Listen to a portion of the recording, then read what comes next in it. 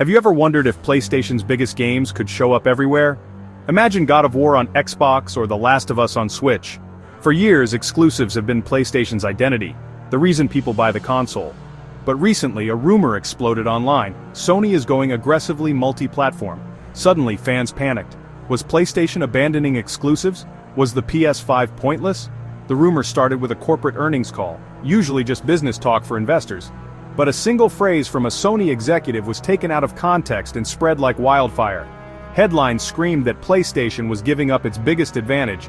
Fans questioned if their investment in PlayStation was still worth it. The idea of PlayStation exclusives disappearing felt like the end of an era. Social media and forums were flooded with anxiety and speculation. For many, it was a personal blow. Exclusives are part of our gaming identity. The rumor mill painted a bleak future for the blue brand. But was this panic justified? Let's dig into what really happened. So, what actually happened?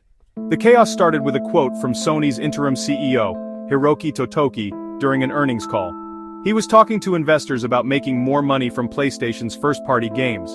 Totoki said Sony would be more aggressive with multi-platform releases, specifically mentioning PC. He highlighted the success of PC ports like Horizon Zero Dawn and God of War. The real strategy? Release games first on PlayStation, then bring them to PC years later for extra sales. Multi-platform here meant PlayStation and PC, not Xbox or Nintendo. It's about getting more value from older games, not abandoning the console.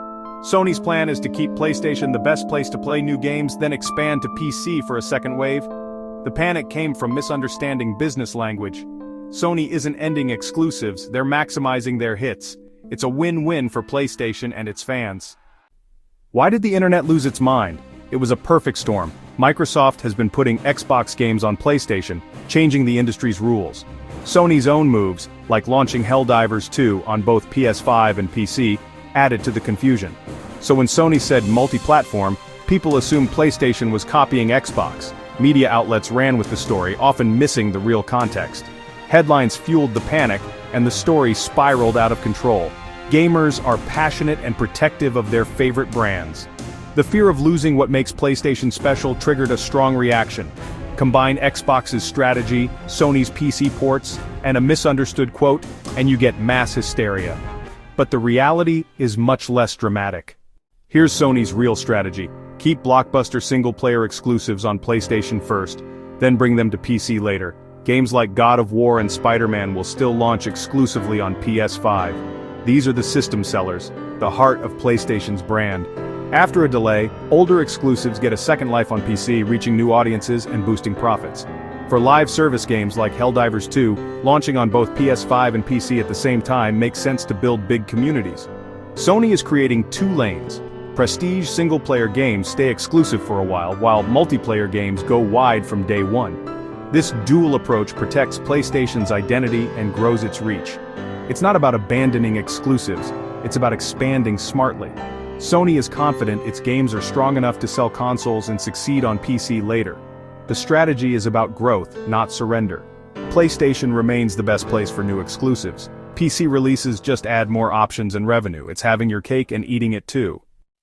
So what does this mean for you?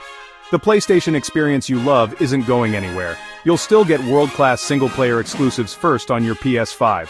The value of your console is safe. PlayStation is still the home for the biggest games. If you have a gaming PC, you'll get to replay classics with enhancements years later. For live service games, you'll enjoy bigger communities and more cross-play. Sony's strategy adds options, not restrictions. PlayStation's identity is built on exclusives, and that's not changing anytime soon. The future is about evolution, not abandonment. Enjoy your games. The best is yet to come. What do you think? Does this make you more excited for PlayStation's future?